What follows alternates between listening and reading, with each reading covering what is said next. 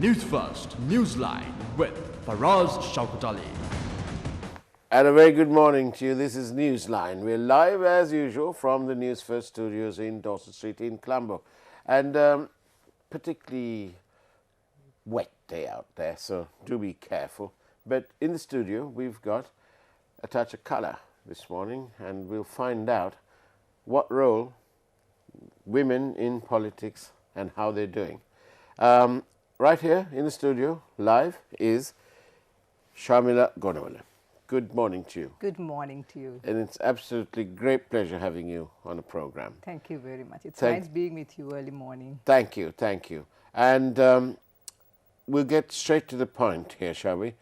The Provincial Council's Act and so on that... Municipal Council. Yes. They said that there would be special provision or so many seats reserved for ladies. Now, is that happening at the Colombo Municipal Council? It is, yes. We have 25% representation in the council. Right. It is with the new act that we have got that provision. And are these 25% ladies, have they been politically active? Are they sort of new on the block? See, majority, or 99% are ladies who have been appointed to the council on the list, or ones who won and came in, are ladies who have been politically active on the ground. But I must very clearly tell you that they are not being given any formal training as to how to address the council. You know, it's general council that we stand up and speak for our people about projects, about corruption, about issues. Yeah. That's when we represent the people in the council. Okay. But unfortunately, I can only talk about my council because I wouldn't know about the others. Unfortunately for us, no, it's at the moment it's mainly the mayoress and myself that speak, but there are one or two that, at least another two that suddenly stand up and speak. But I think they need proper training on that. But how intense and how long can the training go? How about, because in terms of what's your term? Is it for? I don't know, some public speaking, how the departments work, how they could bring a problem to a table. So there's no structured introductory process when one enters council? I've been in the council before from 2002 to 2006, so I had some for previous training. But what about when you first went to the council in 2000? No, I did not have any training. Right. But as of now, the Election Commissioner's Department and various NGOs like SAPSHRI and other NGOs do conduct training programs, but they are not being taught public speaking or how they could address a press conference, how to present themselves, you know, to debate. And I don't know, maybe if one is getting into politics, you should know what what World Bank is, the Asian Development Bank is, what the Constitution is, what the Municipal Act is. I guess that knowledge is quite important for you to survive and to move forward. And because it's a huge investment. You see the number of councillors, if you take the Colombo Municipal Council, initially it was 53 councillors. Now with this 25% story, it's gone up to 119 councillors. So my goodness, where do you all sit? In the same council hall. There were suggestions that we hold our council sessions at the BMICH, but it would have cost a huge amount to the public of Colombo, to the ratepayers. So how do you all sit, or some don't come? We do. No, we do. We do. All 119 sit. Oh, really? Yeah, we do. So have the seats. Are you part of this council that try to spend about some awful big amount of money on one seat? Wasn't you? No, that's the Provincial Council. Oh, okay. All right. So your chairs are big enough. So instead of 53, you now managed to stick in 109. 119. 19? 119. Right. But is it making a difference, the presence of the ladies there? Is it making a difference to people in the wards? I wouldn't think so, because if you look at the budget that was presented last year for year 2009, it's actually a maintenance budget more than a development budget. Oh, okay. Because it's the same funds that keep coming in, and you need to maintain 119 councillors. So recurring expenditure is eating most of the money? Exactly. How much do you think is left over after paying the recurring expenditure? The total budget of the council is about 16 billion. Right, 16B. Yes. Right. And out of which about 3 billion comes from the central government as stamp fees and Right. various other taxes. Well, we don't collect the entire 16 billion in one go. You know, No, there okay. can be people paying, there can be people not paying. Maybe Right. the stamp fees is not Right. given to the council. So it must be 4 billion that goes in for development. But even that doesn't go actually because costs are so high and money doesn't come in on time to implement projects. As at now, council is in a very, very bad state financially. Right. But you say that, but we have noticed that the council is engaging in awarding of various contracts, including one. I think perhaps we don't want to know too much about it because I believe you've gone to court on it. Yes, I have. But this is to do with what is it? The street lighting project. Yes. The council has deemed it fit to commit several future councils in the sense it's 20 5 years. Yes. At least 5 councils. Isn't that a bit?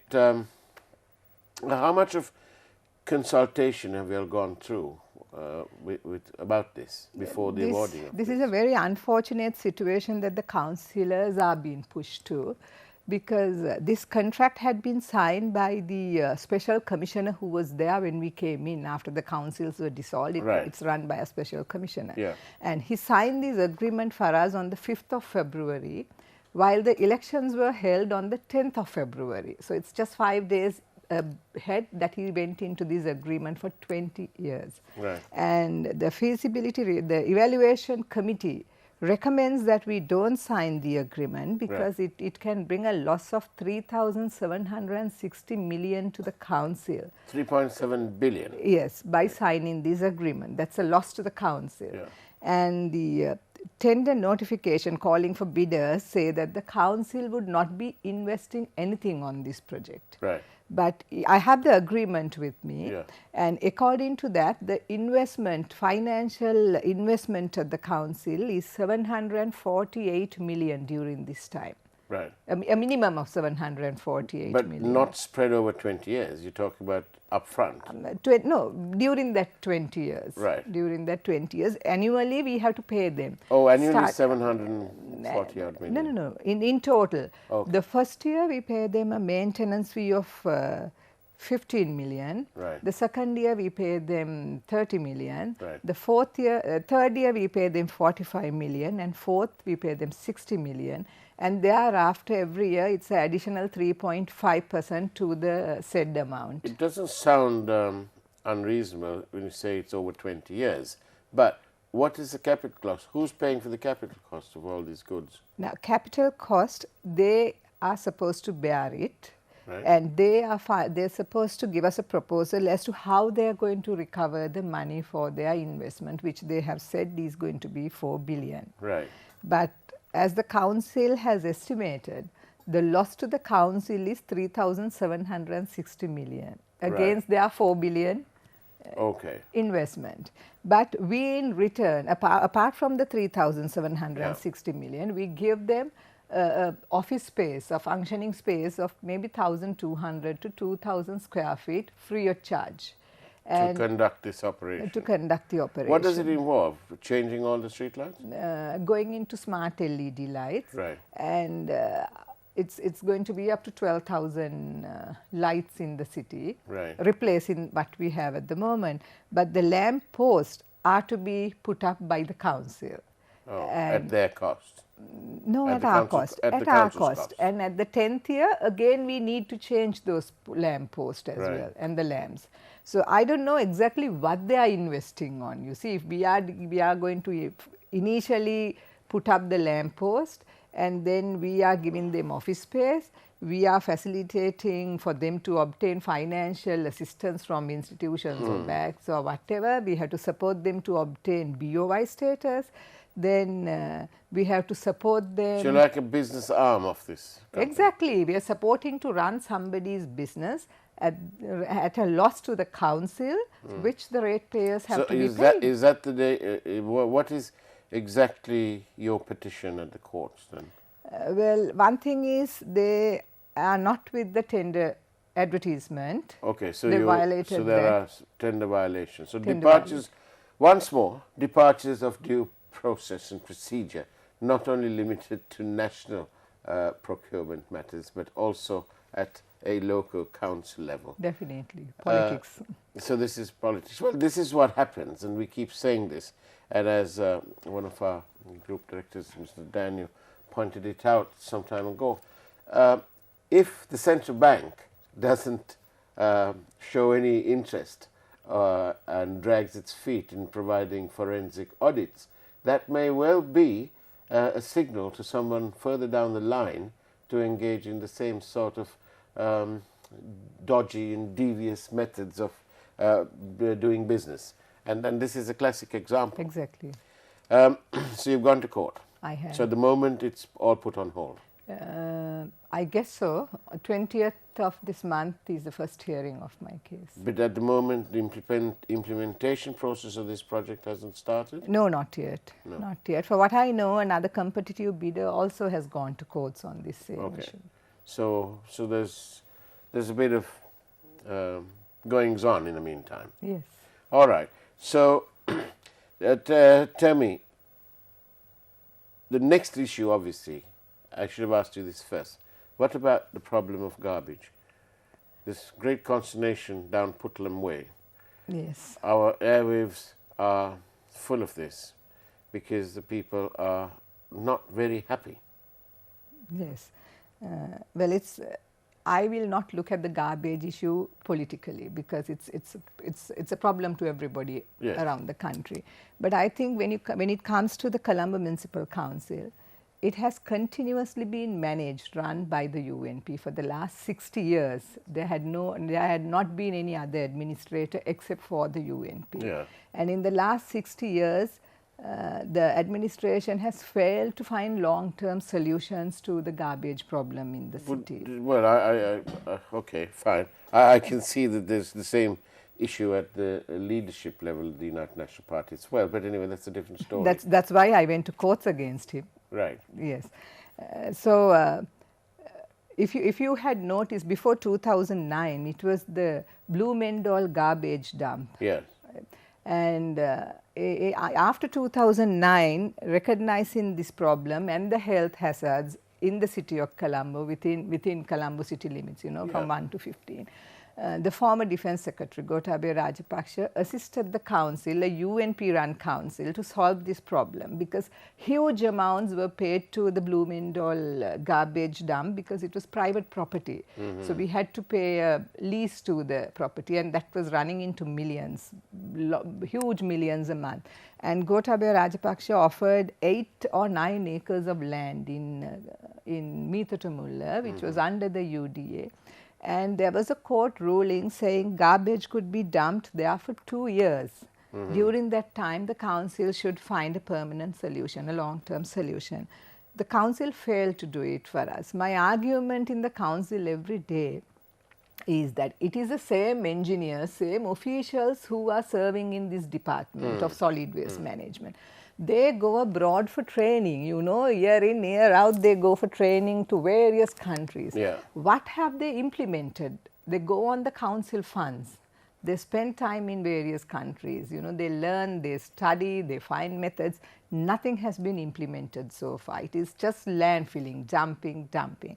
And if you take many years back, maybe 20, 25 years back, Modhara and Kirulapana had 2 places called the Kunumolavatta. We had a local way of incineration. So we had a method.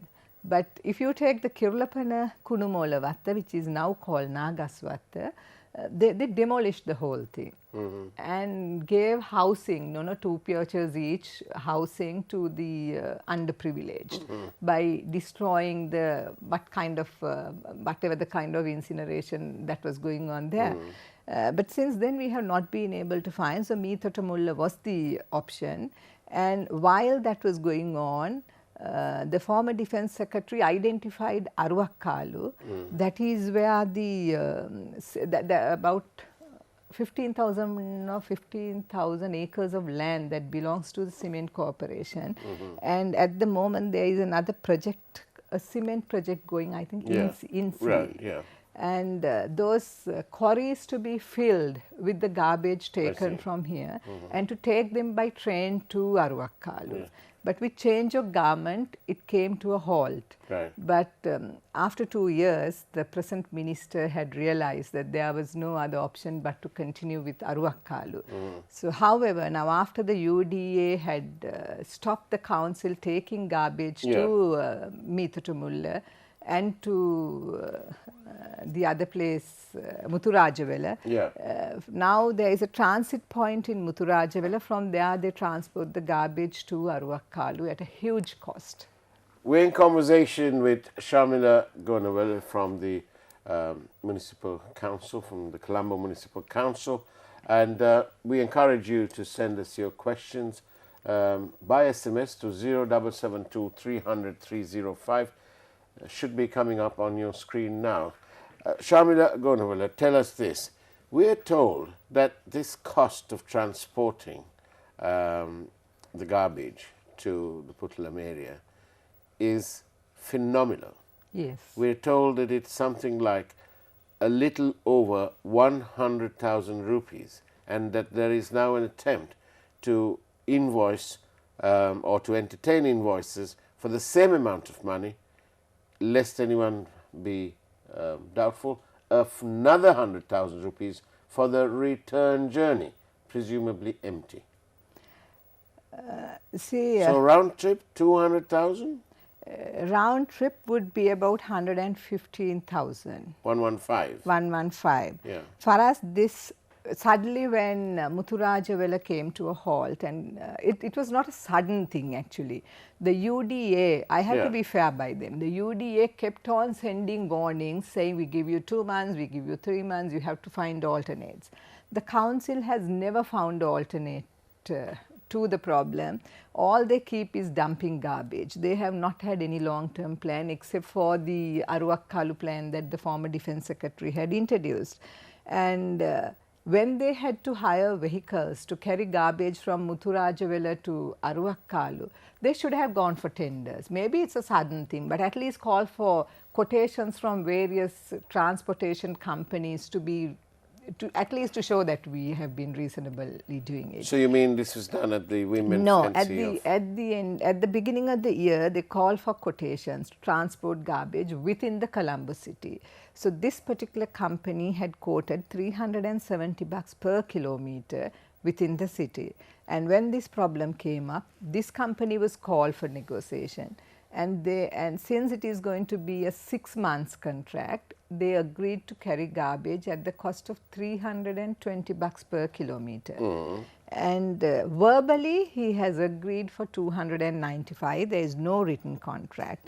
But without calling for tenders, without following procedure, who has given whom the authority to sign up for 6 months for us? It is other people's money we are talking. This is per kilometer, and this is what, about 150 kilometers or 100 kilometers? 180 kilometers one way. Right. So that tells me that it's 53,000. If it is 295, it's a verbal agreement. Yeah. If not, it would be 320 rupees per kilometer. Right. So if it's 320 times that will be 57,000. 57,000. So why are they quoting this 100? Why is this figure of 100,000 being bandied about? It's not clear whether it's one way or both ways. Right. So now when it came to making payments, for what I learnt yesterday, last week the Municipal Treasuries Department had been ready with a check, but the transportation company has refused to accept the check last week, claiming they want the 320 rupees per kilometer up and down. So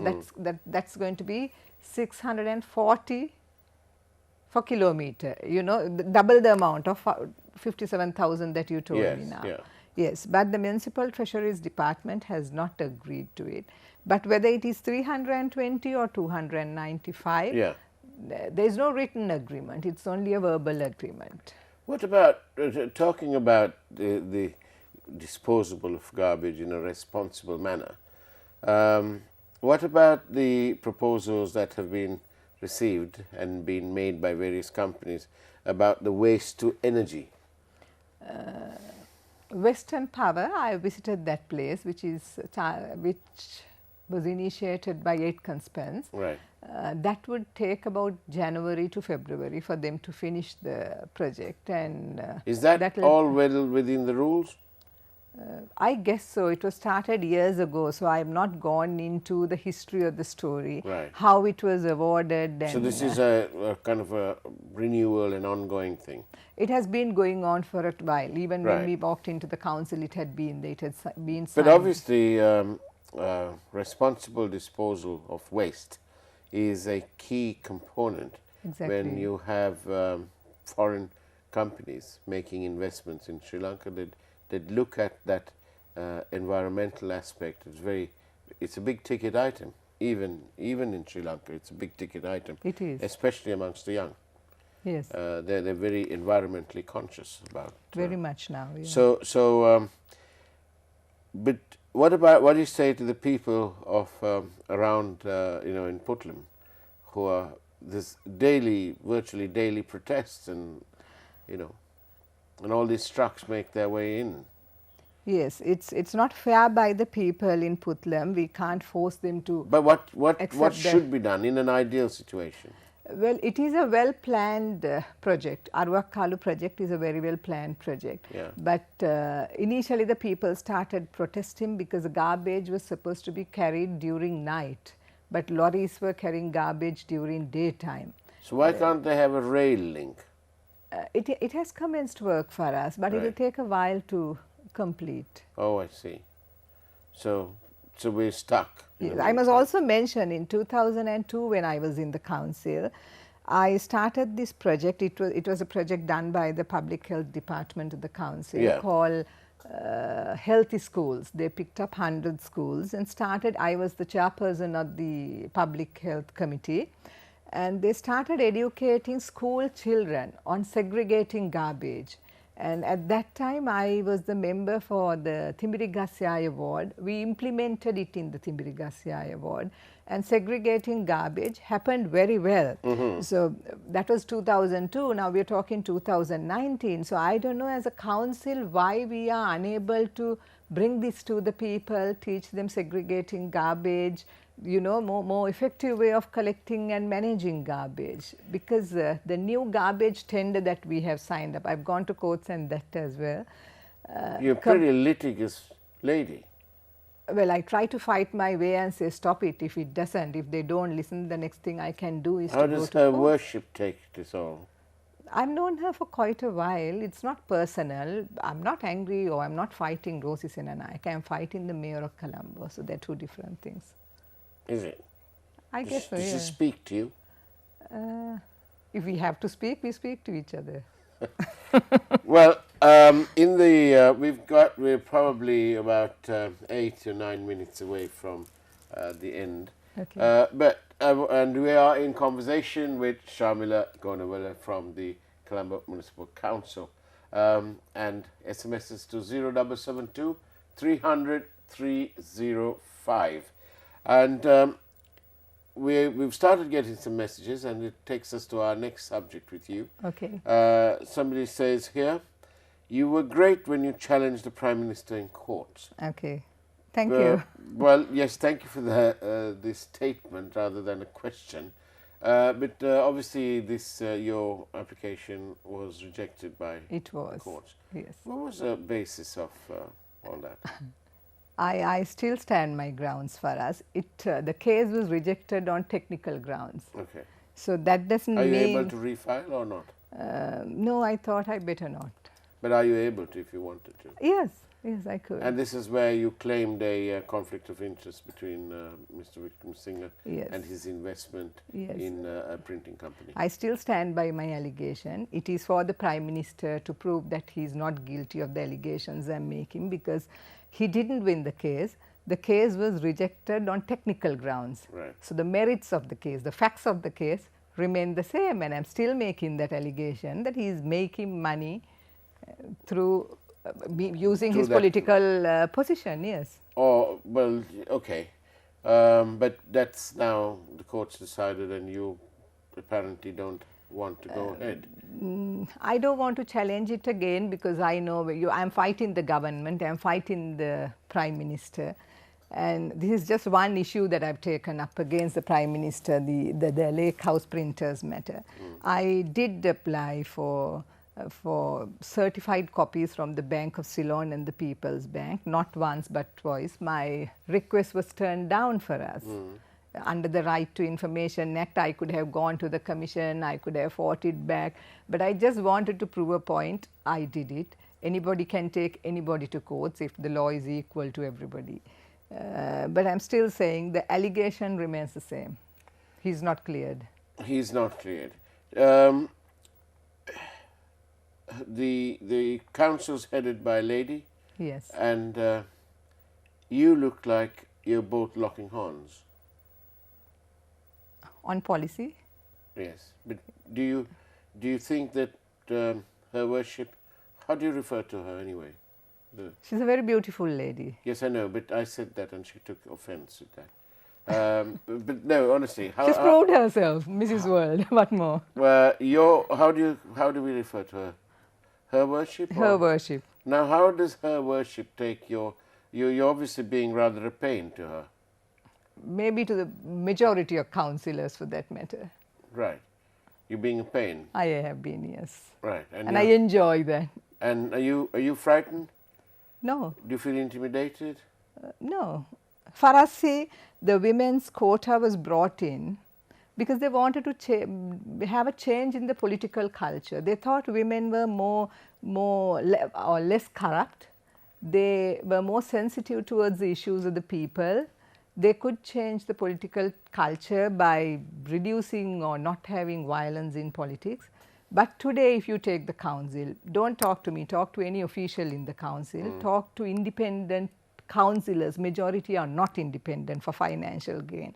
Being a councillor is a very lucrative job. If I want to be one, yes, I can do it. You mean lucrative in terms of you need to be corrupt? Exactly. So either you join them and or you fight appeal them. To you, being corrupt? No, I proved myself to be clean. Right. I was offered bribes. I have not taken. Instead, I complained to my party. Did you give a check to maybe your security man or whoever to go and cash it and bring you the money? Oh no, You no, didn't do that? no. But there is no bond money came your way. No. Right. Okay. Well, I've asked most of the questions in terms of that. There's somebody sending me a message saying that this waste to energy power plant of this, I can't name the company, it was a tender called by the CMC. Yes. It's 700 metric tons of waste a day. Yes. And will generate 10 megawatts of power and supposedly coming online operational in January 2020. So whilst we're waiting for that, all this corruption is going on. It is going on. I'm yet to know who has decided on the rate that we are paying for these trucks. On what basis was this decided? I have written to the council on the grounds of Information to Right Act to give me these information, and I will take it up from there on. Because it's a lot of money that we are wasting on this, and I don't How think committed is Her Worship to controlling corruption? I was going to say eradication. I thought that might be a bit too ambitious. Definitely. Well, I wouldn't want to directly comment on it, but I must say the council has never been corrupt this much.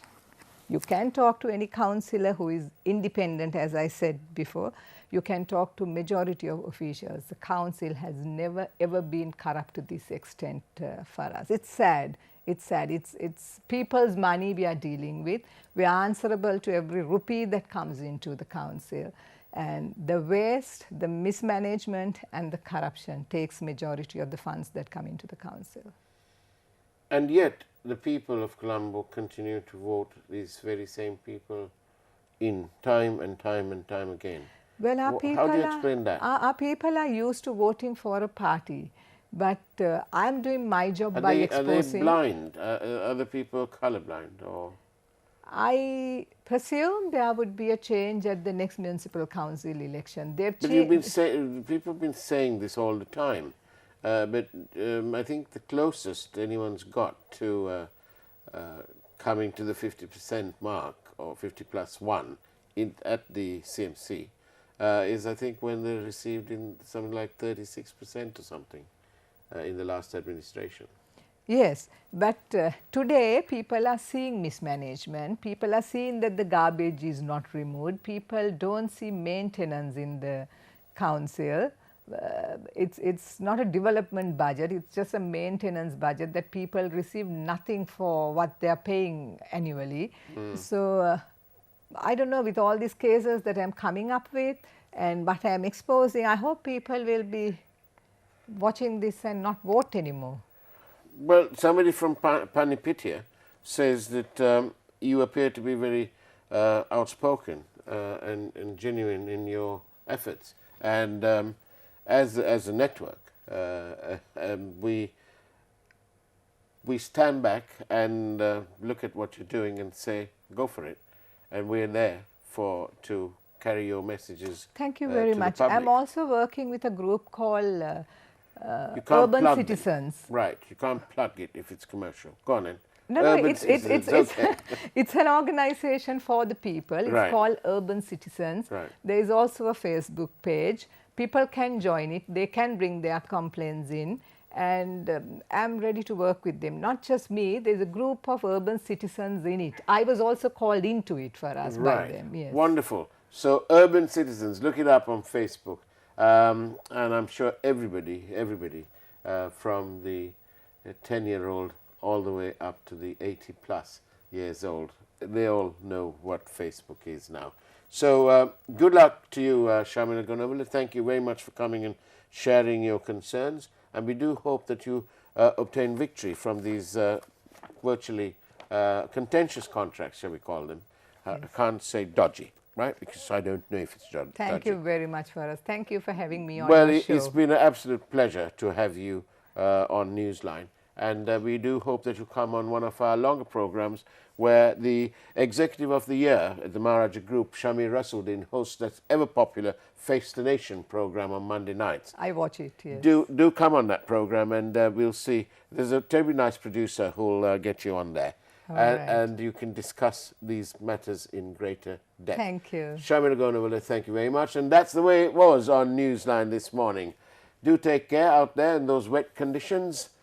And of course, have a great day. God bless.